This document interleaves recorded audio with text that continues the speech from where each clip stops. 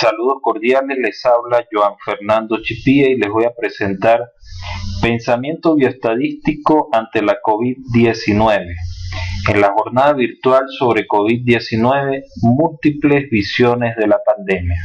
Acá les presento mi perfil.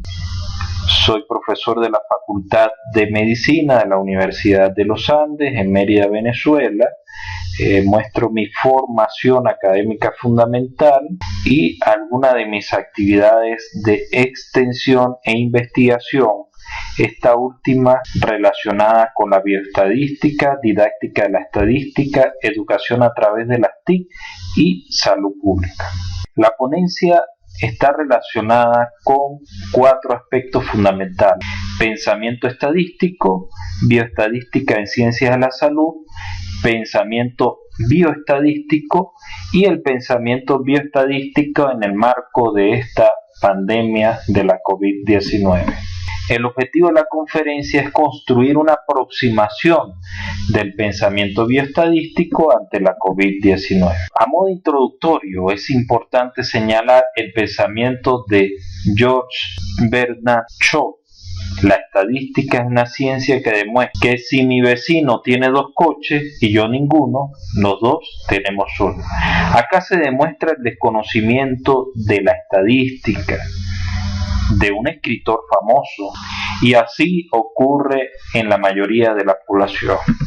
No solamente en la población, sino en los investigadores. Ferrer 2016 señala que los investigadores no saben estadística y eso perjudica a la ciencia. Un estudio publicado en JAMA junto a la Asociación Americana de Estadística revisó millones de estudios y encontró que el 96% tenían un p-valor estadísticamente significativo, que indicaron que estos datos no son realistas. Es imposible que el 96% de las hipótesis analizadas sean significativas. Esto está relacionado con una presión selectiva a obtener un p-valor menor a 0,05 o 0,01 según se haya escogido, y creer que cuando obtengo diferencias estadísticamente significativas estoy encontrando resultados que son válidos. Cuando hablamos de pensamiento estadístico podemos dar una definición de Vallecillos 1999 que indica que el razonamiento estadístico debe describir en general las acciones de un investigador para resolver un problema de la vida y particulariza las acciones para la resolución del problema estadístico. O sea, él ya se impregna en su lógica cotidiana de este tipo de pensamiento y observa la interrelación entre la teoría y la técnica.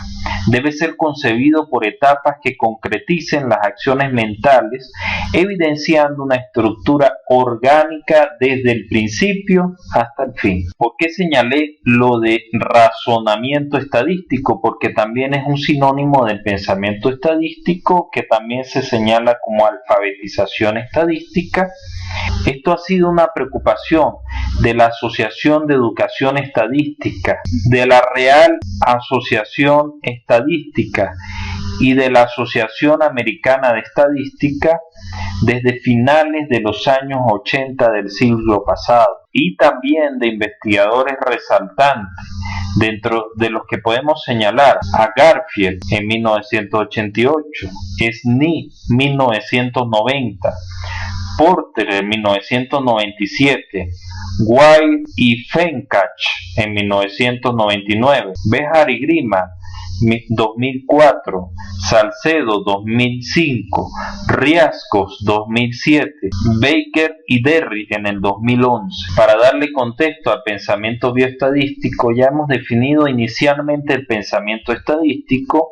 Vamos a continuar con la bioestadística. La bioestadística es la estadística aplicada a la ciencia de la vida. busca la objetividad matemática de la investigación cuantitativa, se utilizan investigaciones de ciencias de la salud, efectúa cálculo de indicadores, utiliza procedimientos, plantea modelos y sirve para manejar incertidumbre y tomar decisiones. Cuando hablamos de pensamiento bioestadístico, estamos tratando de transformar los procesos del pensamiento de los actores del proceso salud-enfermedad. Es una forma de observar la investigación y además el proceso de salud-enfermedad diferente a lo tradicional de las ciencias de la salud. Para ello, para el desarrollo de este tipo de pensamiento, es necesaria una didáctica para el aprendizaje de la bioestadística. Trata de evitar la visión reduccionista de esas ciencias de la salud que buscan la hiperespecialización. ¿Cómo se puede desarrollar este pensamiento bioestadístico? Digamos que estas serían las etapas. Tema, se selecciona un tema, se hace un plan para llevar a cabo la investigación, se consideran unos datos para posteriormente hacer unos análisis de diferentes tipos, no solamente estadísticos, y llegar a unas reflexiones. Por tanto, ¿qué podemos decir del pensamiento bioestadístico? Que es la suma del pensamiento estadístico más el pensamiento epidemiológico más salud pública. Entonces aquí encaja la definición vista de pensamiento estadístico, que ha sido investigado desde finales de los años 80 a nivel internacional, el pensamiento epidemiológico, es decir, la forma o la lógica de actuación de un epidemiólogo y relacionado con la salud pública, genera lo que llamamos pensamiento bioestadístico. Para la construcción de un perfil de pensamiento bioestadístico se pueden utilizar algunas de las categorías de análisis, tales como las actitudes hacia la bioestadística, las competencias bioestadísticas, el uso de las tecnologías de información y comunicación, y todo debe estar enmarcado dentro de algo que llamamos la cultura bioestadística. Lo que he señalado anteriormente sobre el pensamiento bioestadístico, vamos a ver cómo lo contextualizamos en la COVID-19, con algunos ejemplos muy específicos, tal como el modelamiento de datos, que es decir, se utilizan modelos matemáticos para estudiar epidemias, endemias, pero fundamentalmente epidemias o pandemias, como ocurren en la actualidad con la COVID-19. Por ejemplo, tenemos diferentes modelos matemáticos, el SI, el CIRS, CIRS, donde consideran los susceptibles, infectados, recuperados y expuestos, y permiten modelar y aproximar la cantidad de casos de la enfermedad en forma determinista o estocástica, asumiendo la interacción entre los individuos de manera aleatoria.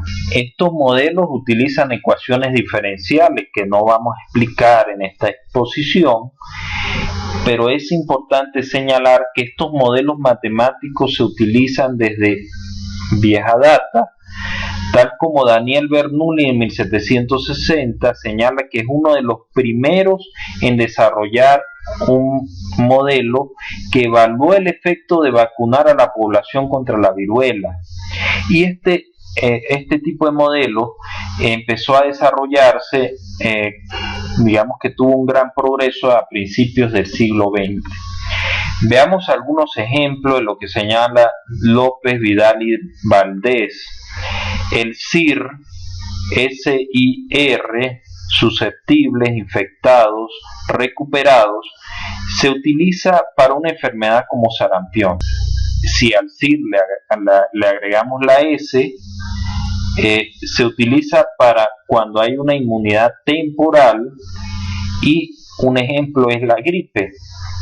El SI, un ejemplo es el VIH, el SIS, las enfermedades de transmisión sexual, el SEIR, en la enfermedad como el ébola, y si le agregamos una S funciona para el rotavirus.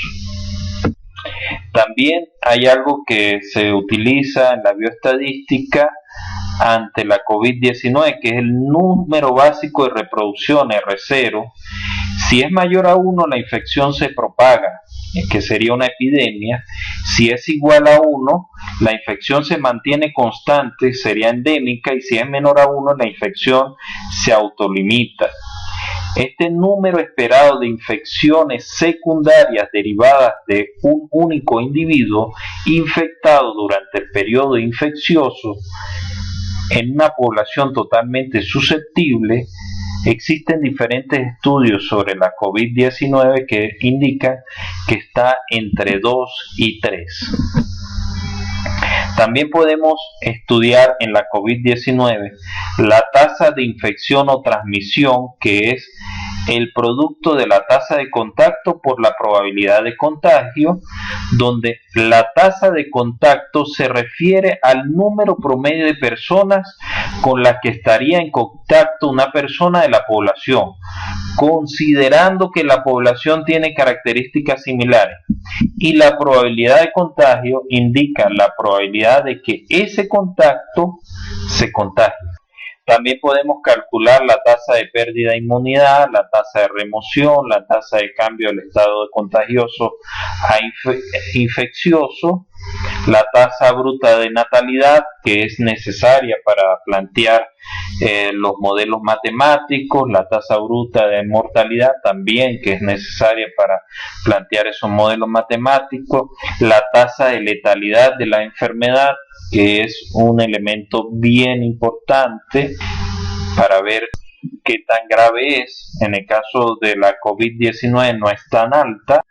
Acá estamos mostrando algunos elementos que muestran la relación de la bioestadística con la epidemiología, y debería estar relacionada con la salud pública cuando se tomen medidas pertinentes que ayuden a superar la pandemia por la COVID-19. ¿Qué estamos haciendo con respecto al pensamiento bioestadístico ante la COVID-19? De manera particular, estoy desarrollando 4 investigaciones. En la primera investigación estoy haciendo ansiedad, depresión, estrés y estilos de vida ante el aislamiento social por la COVID-19 en Sudamérica. ¿Cuál es el avance de esta investigación? Se efectuó una recolección de datos a través de un formulario de Google con más de 17.000 respuestas de personas de habla hispana en los países de Sudamérica, y esto está llevándose a cabo por un grupo de investigadores de varios países de Sudamérica, en el cual estoy incluido.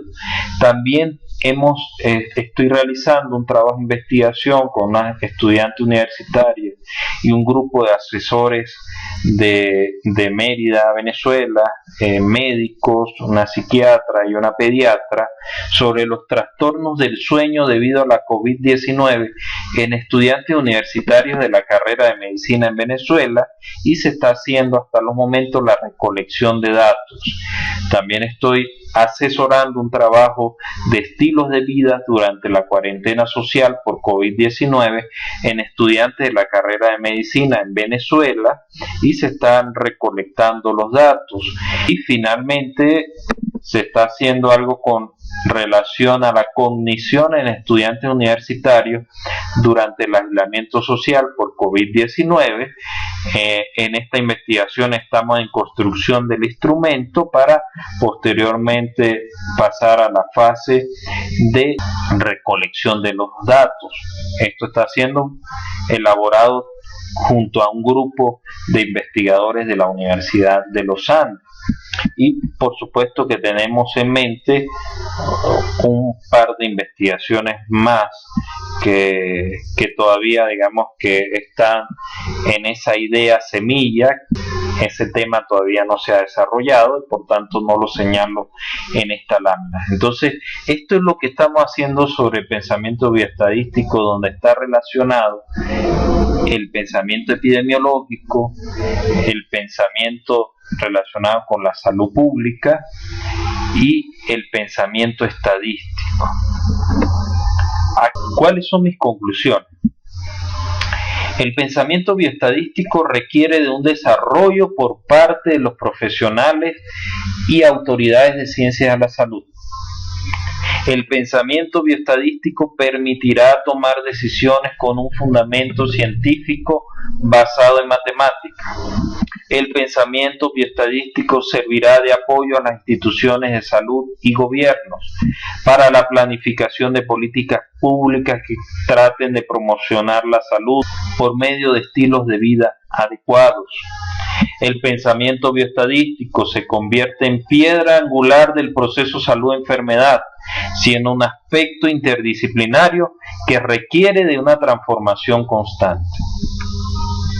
El pensamiento bioestadístico, que busca tratar de desentrañar la complejidad de la investigación en las ciencias de la vida, empleando nuevas formas de resolver situaciones para la transformación del proceso investigativo, considerando la necesidad de investigar, pasando del enfoque biologicista, un enfoque que tome en cuenta dimensiones sociales, culturales, económicas, políticas y ecológicas, con la utilización del Big Data para que se construya ese tema, plan, datos, análisis y reflexión, y así generar una espiral en crecimiento que permita gestionar el conocimiento de manera continua.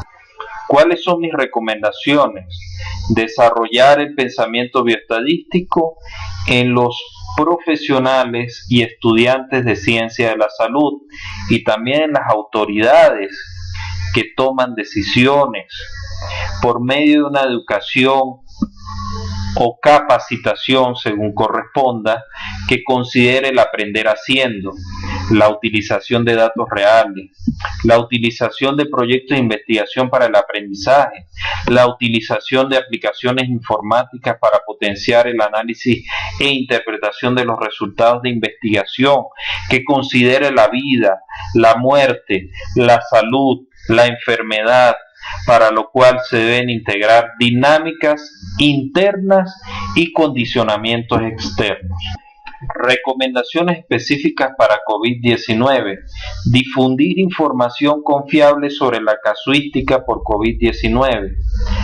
La tasa de letalidad, tasa de PCR en Venezuela, evitando el subregistro de datos.